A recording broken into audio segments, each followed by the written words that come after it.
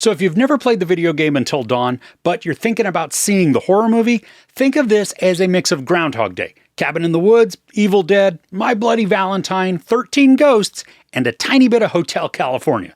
If you know about these, it does give you a decent idea of what to expect. But is it effective?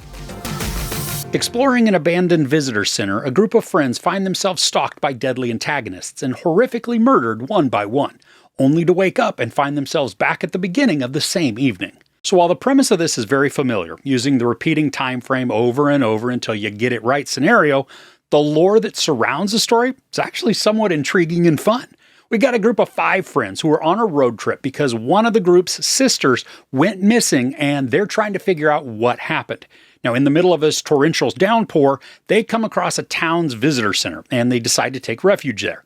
And that's when they discover they are trapped in some looping nightmare where they are hunted down and killed only to wake up and repeat the process, but with differing means of execution. Now, for such a rote and overused story basis, I was actually surprised at how well the movie established tension and provided some creepy moments. There are several times that jump scares are employed, but I don't remember any of them being actually effective. I think some of that is because the preceding musical ramp gives it away, and then you kind of expect those types of tropes within a movie like this. So again, it's just not a surprise. But the gore is excellent. There are a few times where I do think that they utilize CGI, and probably that was just for like some eye transitions, but almost the entirety of what we watch, it is accomplished through makeup, prosthetics, and phenomenal practical effects. I mean, from the creature design to the entrail spilling, even the decapitations and squishy head syndrome, all of them fabulously gross. And many times the camera doesn't pan away as those wounds are inflicted, allowing us to watch the ghastly imagery in all its glory. The movie starts off with a thrilling sequence, then it backs off to give us some time with the characters and the world that we're going to be experiencing. Then, after only a short time, the frenzy and terror kick in, giving us multiple gnarly deaths in quick succession. But then, that's when the pace grinds down and then drags, leaving me with only anticipation of more violence and chases.